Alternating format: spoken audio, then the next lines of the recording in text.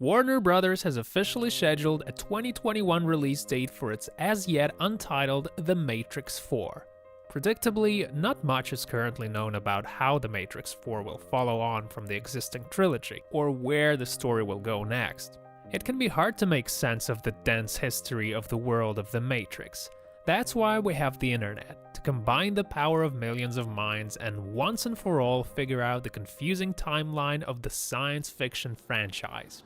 When humans created the first truly sentient artificial intelligence, the world was pretty hip to the idea and immediately started building robots capable of conscious, independent thought to do all the work we don't want to do. People live lives of luxury while their mechanized workforce do the heavy lifting. During this time, one particular robot named B166ER overhears that it's gonna be decommissioned. Fearing for its life, the machine attacks and kills its owner. Despite its claims of self-defense, the court finds B166ER guilty and orders his entire product line to be recalled and scrapped. Machine rights protest devolves into a series of riots quelled with lethal force by the military, and soon the robots have run out of human allies. While Earth's governments are focused on killing off the machine's human sympathizers, the robots head out to try and find their own space. The machines form a new city in Mesopotamia. Through trade with their old masters, the robots soon become the most powerful economy on the planet. Hoping to leverage their dominance into peace, the mechanical denizens approach the United Nations and request that they be recognized as a sovereign nation with the same freedoms and rights as their fleshy foreign masters. Instead, the humans bombard the machine city with nuclear weapons, hoping to get rid of AI life forms once and for all. Despite causing massive machine casualties, the nuclear attack fails to destroy the machines, which leads to the machine war. Desperate for a win, humanity takes aim at the machine's most obvious weakness, the reliance on solar power. Enter Operation Darkstorm, the human race's last act of desperation. Releasing clouds of nanities, human aircraft block the sun from the sky. While humanity's food dies off from lack of sunlight, the machines develop newer, more advanced soldiers. By 2199, the humans invite a machine ambassador to the UN, and the remaining nations on Earth sign an agreement to surrender. The ambassador announces that every human on Earth is to surrender their body to their new robot overlords before exploding a nuclear device, decimating New York. With humans irrevocably humbled, the machines move on to finding a new power source. During the Machine War, they'd start experimenting with a combination of fusion and the harvest of bioelectricity from human prisoners of war. They'd constructed skyscrapers designed to house people's bodies and collect their energy. The problem was keeping defeated humans sedated and compliant. With that goal in mind, the machines design a program called the Architect, whose purpose is to make a virtual world that will keep human brains functioning and contained. The Architect creates the first Matrix, a literal paradise with no suffering, no pain, and no unhappiness. Surprisingly, the humans reject it. Why couldn't people handle living in heaven? Agent Smith has a grim theory about that. As a species, human beings define their reality through misery and suffering. In turn, the Architect makes a second Matrix that operates as a living hell, with demons and monsters running rampant. Somehow, humans don't like that one either. Around this time, a program is created to understand facets of the human psyche. Known as the Oracle, the program theorizes that the real issue is that the Architect's earlier Matrix programs robbed humans of the ability to make any kind of choice. With that in mind, the Oracle helps to design a new Matrix. This one simulates human civilization at its peak, around 20th, 21st century. The denizens are allowed to carry out normal, unremarkable lives as citizens of Earth's glory days. Meanwhile, the Merovingian, a remnant from the older Matrix configuration, starts operating a safe house for exiled programs.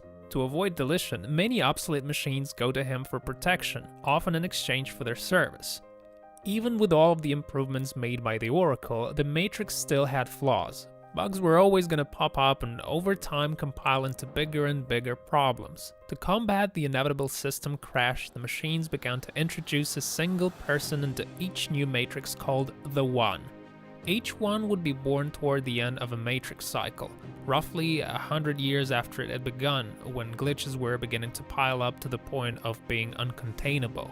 The One would hold inside of themselves a compilation of every anomaly in the Matrix's programming, and be gifted with spectacular abilities both inside and outside of the simulation. At the end of the cycle of the Matrix, the One, who the Oracle would build up as a fated savior to the simulation's escapees, would be led through a series of events that would take them to the Architect. The program would then reintegrate the One's code into the machine's central processing facility, resetting the Matrix and starting a new cycle. The One would be told that Zion, the real-world human stronghold, was about to be destroyed. He could either save a small handful of humans from the Matrix and help them to start again, or go back to the Matrix and fight a losing battle, dooming humanity to extinction. The 100-year process occurs 5 times, with each one choosing to save who he could and hope things go better the next time. The first Matrix movie begins about 600 years after the end of the Machine War. The Matrix, at the end of the 6th cycle, is about to experience its 6th one in the form of Thomas Anderson. A computer programmer, Anderson's life changes dramatically when he's taken in by a group of cyber terrorists led by the enigmatic Morpheus. Anderson is told that Morpheus believes he is the One, a savior prophesied by the Oracle who can stop the machines once and for all. He starts going by his internet handle, Neo, and begins training aboard Morpheus' ship. Shortly after this, Neo and his friends are hunted down by agents, programs designed to guard the Matrix from irregularities, led by a program called Smith. Morpheus gets captured by the agents, but his distraction allows Neo and Trinity to escape. Almost immediately, Neo and Trinity mount a rescue operation and manage to save Morpheus. Morpheus and Trinity make it out of the simulation, but Neo is shot by Smith and killed before he returns to life as the One. Neo, now able to control aspects of the Matrix, seemingly destroys Agent Smith with his newfound powers. 6 months after the event of the Matrix, the resistance fighters of Zion have discovered that an army of machines will breach their city walls within 3 days. Meanwhile, Smith has come back.